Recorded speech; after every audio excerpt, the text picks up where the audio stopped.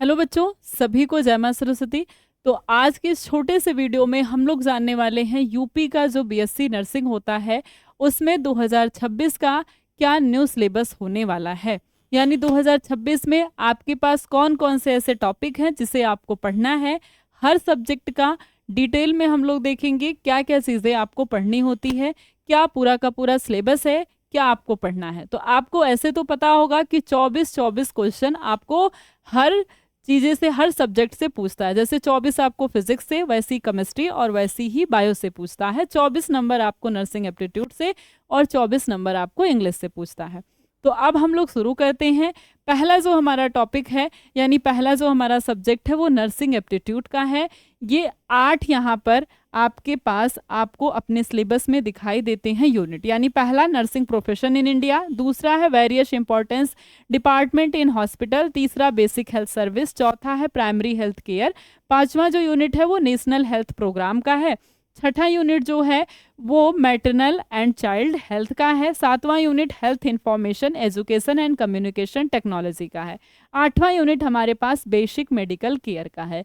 ये तो यहाँ पर यूनिट दी गई है। इसके अंदर भी बहुत सारी चीज़ें हैं जो आपको यहाँ पर दिखाई देंगी, जैसे nursing profession in India, hospital department, इसमें बहुत सारी चीज़ें आपको पढ़नी है। नेशनल हेल्थ मिशन पढ़ना है, basic medical care, first aid जिसे आप कहते हैं, कैसे आपको यूज़ करना है, किसी का तुरंत एक्सीडेंट या फिर कुछ ऐसा हो जाता है तो आपको कैसे फर्स्ट एड बॉक्स को यूज़ करना है, communicable and non communicable diseases कौन कौन सी हैं, कैसे उनसे आपको बचना है, दूसरों को कैसे बचाना है, वाइटल साइन टेम्परेचर क्या होता है, बायोमेडिकल वेस्ट क्या होता है, और डिसइंफेक्शन सर्टिलाइजेशन क्या होता है। इसके बाद साइन सिंबल का फुल फॉर्म, यानी कौन कौन से साइन होते हैं उनका क्या सिंबल होता है, पूरा फुल फॉर्म के साथ आपको याद करना है। इंस्ट्रूमेंट एंड यूजेस क्या है, ब्लड ग्रुप में पूरा ब्लड आपको पढ़ना है। अदर नर्सिंग रिलेटेड टॉपिक्स आपको और भी बहुत सारी चीज़ें हैं। ह्यूमन बॉडी है, ग्लैंड हार्मोन में ग्लैंड से रिलेटेड जितनी भी चीज़ें हैं वो आपको पढ़ना है। वैक्सीनेशन, जितने टाइप ऑफ वैक्सीनेशन होती हैं वो आपको पढ़ना है। पब्लिक हेल्थ कम्युनिकेशन कैसे हमें करना है, ये सब। तो ये सब आपका नर्सिंग एप्टीट्यूड का पूरा सिलेबस है जो हर चैप्टर के हिसाब से आपको क्लास में पढ़ाया जाएगा। इसके बाद अगर हम देखें इंग्लिश में कौन कौन से टॉपिक हैं, तो ये 12 टॉपिक हैं आपके पास। टेंस है, प्रीपोजिशन है, नाउन प्रोनाउन है, एंटानिम सेनानिम है, एक्टिव पैसिव है, डायरेक्ट इनडायरेक्ट है। इसके बाद मीनिंग ऑफ वर्ड्स है, सेंटेंसेस के टाइप्स हैं, वर्ब्स हैं, और ये आपके पास डिटर्मिनेशन है और एडजेक्टिव है।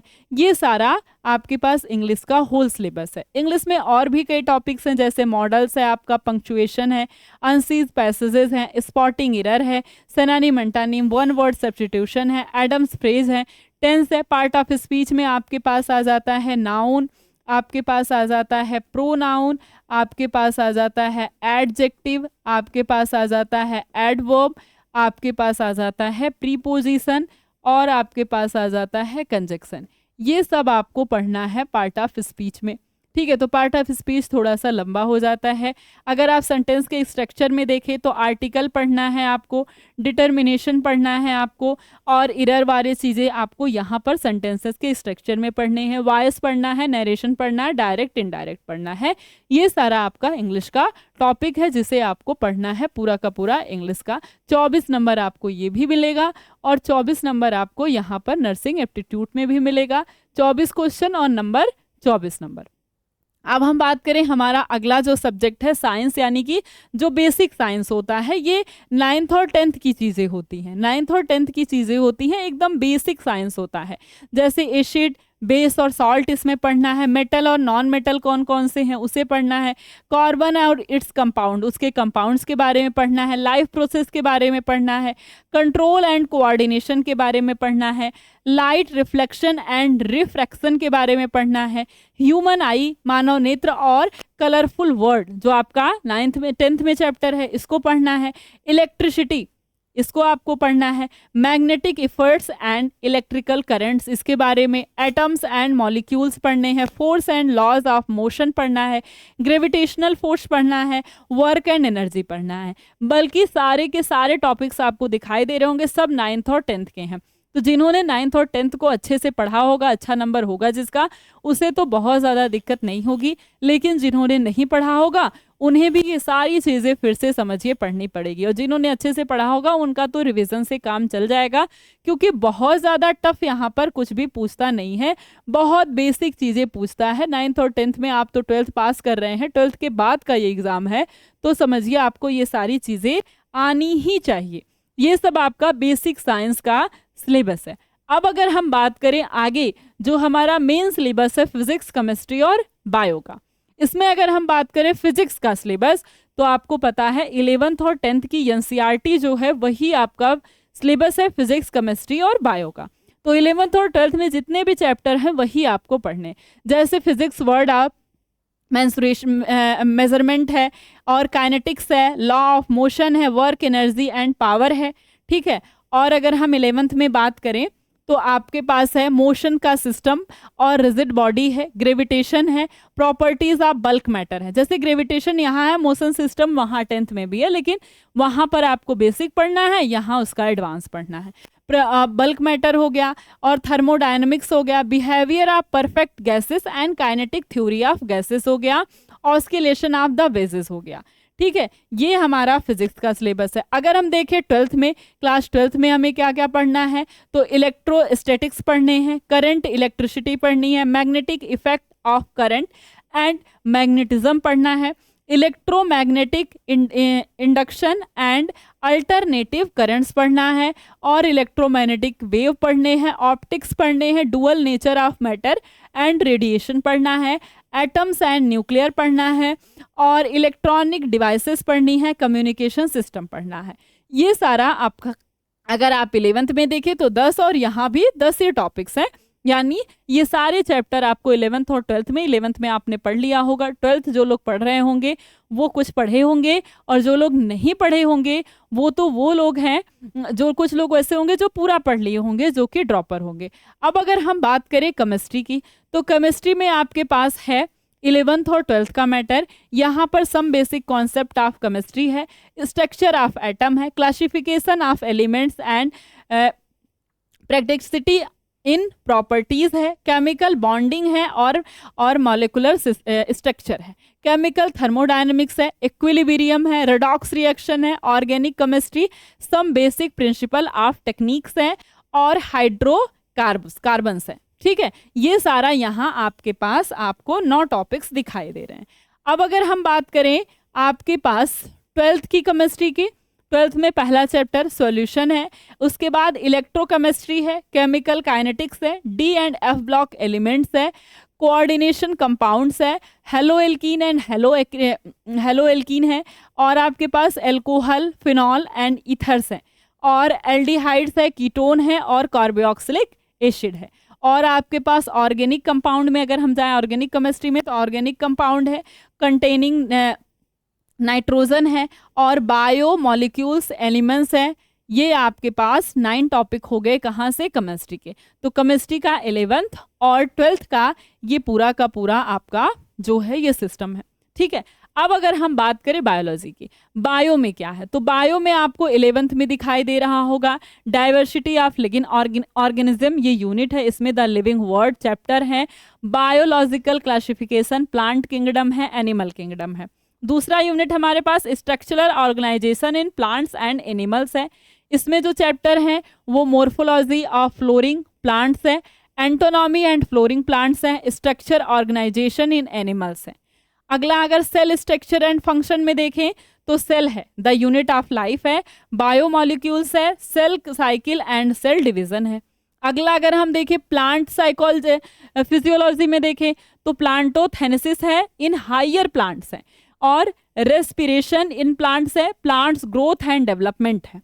अगला अगर हम देखें 5वां यूनिट जो हमारा ह्यूमन फिजियोलॉजी का है, इसमें breathing and exchange of gases है, और बॉडी फ्लूइड्स एंड सर्कुलेशन है। 16वां चैप्टर हमारा excretory products and their elimination है। 17वां चैप्टर हमारा लोकोमोशन एंड मूवमेंट है। न्यूरल कंट्रोल एंड कोऑर्डिनेशन है। 19वां chapter chemical coordination and integration है। इसके बाद अगर हम बात करें 12th की, ट्वेल्थ में जो हमारा बायो है इसमें क्या है, तो पहला चैप्टर रिप्रोडक्शन है, sexual reproduction and flowering plants है, दूसरा चैप्टर ह्यूमन रिप्रोडक्शन है, तीसरा चैप्टर रिप्रोडक्टिव हेल्थ है। अगला जो हमारा यूनिट है जेनेटिक्स एंड इवोल्यूशन पे है, इसमें क्या है, principle of inheritance and variation है, पांचवा हमारा chapter molecular basis and inheritance है, और छठा चैप्टर इवोल्यूशन पर है। बायोलॉजी एंड ह्यूमन वेलफेयर के बारे में अगर हम देखें तो ह्यूमन हेल्थ एंड डिजीजेज है, आठवां चैप्टर माइक्रोबाइस इन ह्यूमन वेलफेयर है। अगला हमारा unit biotechnology and its application है, इसमें चैप्टर 9 आपका बायोटेक्नोलॉजी प्रिंसिपल एंड प्रोसेस है, 10 चैप्टर में बायोटेक्नोलॉजी एंड इट्स एप्लीकेशन है। अगला हमारा यूनिट इकोलॉजी एंड इन्वायरमेंट पे है, इसमें चैप्टर 11 में आपके पास ऑर्गेनिज्म एंड पॉपुलेशन पर है, चैप्टर 12 आपका इकोसिस्टम पर है। अगला देखें तो चैप्टर 3 आपके पास है बायोडाइवर्सिटी एंड कंजर्वेशन। तो ये जो आपका है ये पूरा का पूरा आपका बायोलॉजी का सिलेबस है। अब बात करें कि ये जो पूरा का पूरा हमारा सिलेबस है इसको हम कवर कैसे करेंगे। बहुत लेंदी भी नहीं है, लेकिन 24-24 ही नंबर पूछता है, 24-24 को क्वेश्चन पूछता है, लेकिन इसको पूरा का पूरा आपको पढ़ना पड़ेगा, हर टॉपिक को आपको कवर करना पड़ेगा। अगर ऐसा आपने नहीं किया, क्योंकि हर तरीके से क्वेश्चन, हर टॉपिक से क्वेश्चन आपसे पूछता है, बस कुछ टॉपिक्स ऐसे होते हैं जो कि इंपॉर्टेंट होते हैं ज़्यादा, और कुछ ऐसे होते हैं जो कम इंपॉर्टेंट होते हैं। लेकिन अगर अभी से आप तैयारी कर रहे हैं, आपके पास इतना लंबा समय है, तो कम से कम पूरे टॉपिक्स को आपको पढ़ना है, पूरा सिलेबस अच्छे से करना है, ताकि एग्जाम में अच्छा नंबर आ सके। जो है नंबर आपके पास अगर हम देखें तो 95 120 नंबर का ये पेपर होता है, 95 90 नंबर मैक्सिमम बच्चे लेकर के आ जाते हैं, इवन 100 नंबर के आसपास। लेकिन उसके बाद ही ले आने में डिफिकल्टी होती है।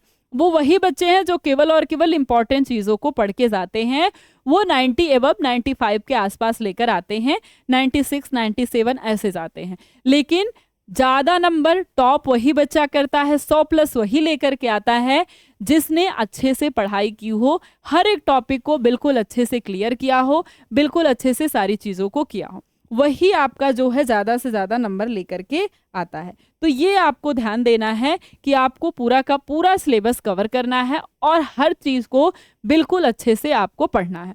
ये हम कैसे करेंगे, अपने पूरे सिलेबस को हम कैसे कवर करेंगे, वो भी बिना किसी डाउट के साथ। आपको ऐसा भी नहीं है कि खुद से पढ़ लिया और सारा का सारा डाउट बना रह गया, तो खुद से पढ़ने की अभी समय नहीं है, अभी आपको पढ़ना है और बाद में रिवीजन करना है, और बाद में जब टाइम आएगा तो वो आपको खुद से पढ़ना होता है। तो इसके लिए आपके पास है यकीन बैच।